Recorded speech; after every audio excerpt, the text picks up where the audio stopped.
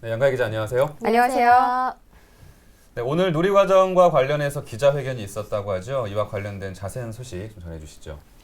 네, 진수희 전 보건복지부 장관과 새누리당 소속 이혜경 서울시의원은 오늘 오전 서울시의회 본관에서 기자회견을 열고 서울시의회는 누리과정 예산을 조속히 심의 처리하라고 촉구했습니다. 진 전 장관은 5년 전 복지부 장관 재임 시절 당시 이주호 교육과 학부 장관과 협의해서 만 5세 누리과정을 최초로 도입한 당사자인데요. 작금의 상황은 대단히 유감스럽다고 표명했습니다. 진 전 장관은 또 현재 지방교육청과 중앙정부 간에 벌이고 있는 다툼은 무책임하고 소모적인 논쟁이라면서 오늘이라도 즉각적인 예산을 편성해서 처리해달라고 촉구했는데요. 나아가서 근본적인 대안을 교육부와 협의하라고 거듭 요구했습니다. 네. 사실 어제 서울시의회가 누리과정 예산 2개월치 편성안을 두고 논의를 했었잖아요. 네. 안타깝게도 부결이 됐습니다만 네.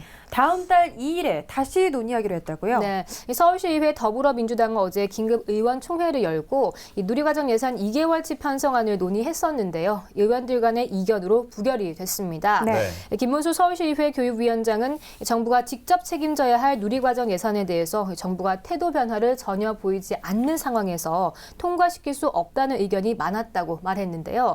그러면서 대통령과 장관이 잘못된 주장을 일방적으로 쏟아붓기만 하고 해결책을 내놓지 않고 있다고 지적을 했습니다. 시의회는 보육 대란을 우려해서 다음 달 2일에 이 문제를 재논의하기로 했습니다. 네, 저희가 여러 번 말씀드렸었습니다. 따지고 보면 누리과정은 정부의 공약에 따른 정책이었지 않습니까? 네. 지방교육청과 중앙정부 간의 책임 공방을 넘어서 학부모와 유치원의 입장을 고려한 하루빨리 예산 문제가 해결되길 바랍니다. 네. 다음 소식입니다. 취업하지 못한 청년들에게 보조금을 주는 이 청년수당에 대해 정부가 제재하는 시행령을 만든 가운데 서울시가 헌법재판소에서 위헌 여부를 가리기로 했습니다. 서울시가 오늘 헌법재판소에 권한쟁의 심판을 또 청구했다고요? 네, 청년 수당을 둘러싼 서울시와 중앙정부의 갈등이 이제 헌법재판소로 넘어갔습니다. 네. 서울시는 지방교부세법 시행령의 위헌 여부에 대한 사법부의 판단을 듣고자 오늘 헌법재판소에 권한쟁의 심판을 청구했는데요. 권한쟁의 심판이란 말 그대로 국가기관이나 지자체사에서 벌어진 권한, 권리에 대한 다툼을 헌법재판소가 심판하는 제도입니다.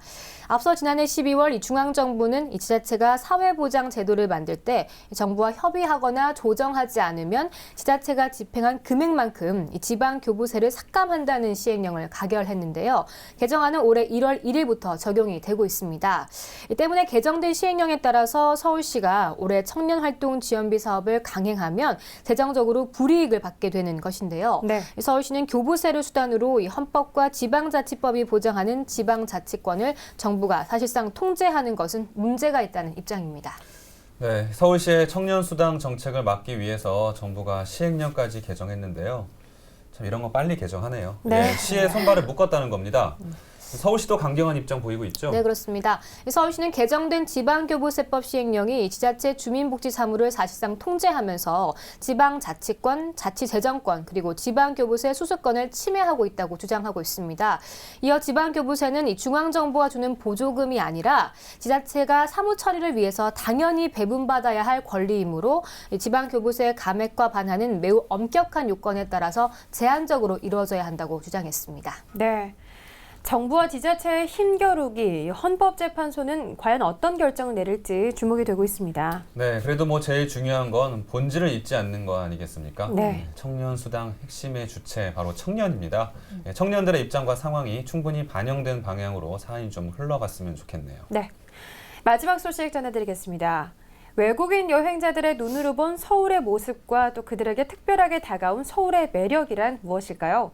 이 중국인 여행 파워블로거와 여행 작가가 이 서울 여행기를 한 권의 에세이로 펼쳐내서 눈길을 끌고 있다고요? 네. 이 중국 내 여행 분야 파워블로거인 수수 씨와 여행 작가인 순지엔 씨가 이 감성 가득한 서울 여행기를 한 권의 에세이로 선보였습니다. 네. 이 제목은 그 여자, 그 남자의 로맨틱 서울인데요. 서울시는 한 중문판을 285페이지 분량의 단행본으로 출간했습니다.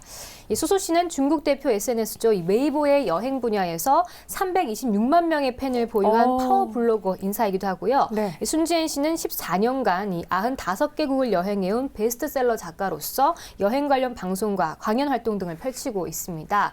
이들은 저서를 통해서 이 서울을 이렇게 표현을 했습니다. 서울은 한마디로 25에서 27살쯤 되는 청년과 같다. 이 활기차고 스마트한 젊은 도시, 낮과 밤이 세계에서 가장 안전한 도시, 그리고 영화 속 주인공이 돼서 사랑에 빠질 것 같은 로맨틱한 도시가 바로 자신들이 느낀 서울의 이미지라고 표현했습니다. 네.